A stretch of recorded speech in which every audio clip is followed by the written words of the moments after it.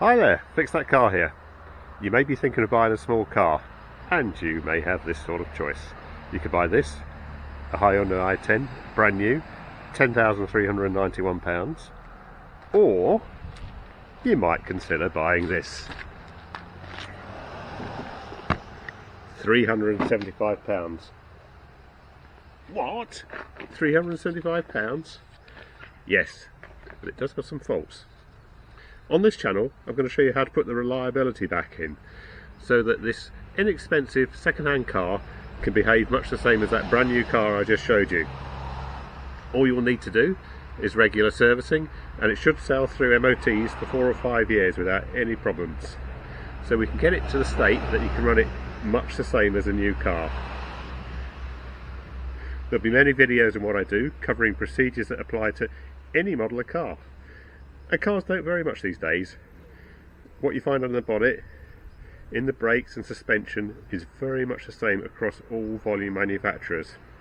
In reality, what they're actually doing is integrating systems for their models. They're just putting things together. For example, there's a good chance your car has a Bosch engine management system, Sach suspension, an LUK clutch, etc. Just the same as this car here does. So what am I going to do? To this particular car, I'm going to overhaul the suspension. I'm going to replace any perished rubber or any worn components. I'm going to overhaul the brakes.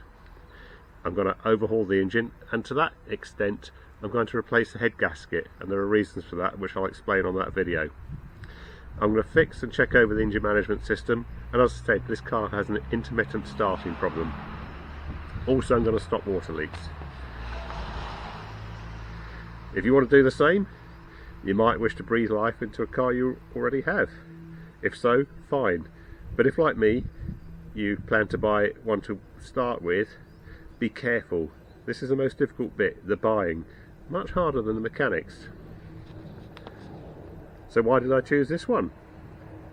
First of all, this model is everywhere, and they seem to last 18 to 20 years.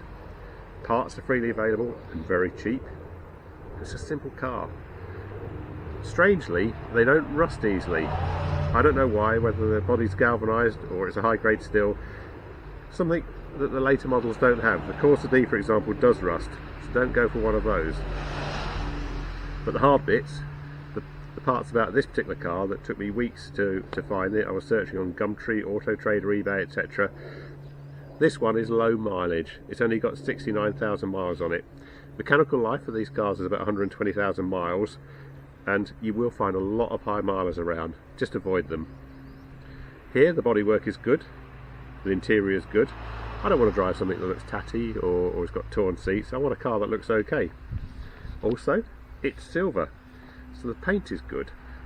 For some reason, darker colours tend to have problems. Red, for example, you'll find peeling lacquer on. So avoid those colours, but certainly the lighter colours, silver, white, etc. Are worth going for. So, if you'd like to follow this project, subscribe to this channel, and you'll see many videos as I go through the various bits that I've mentioned. Also, from this channel, you'll be able to know what it takes to service any car, old or new, and I will be servicing some newer cars. You'll learn how to carry out common repairs. I'll show you how to deal with engine management faults, and how to run a reliable car for a long amount of time on a tiny amount of money. And that's what Fix That Car is, saving you money by keeping down your motoring costs.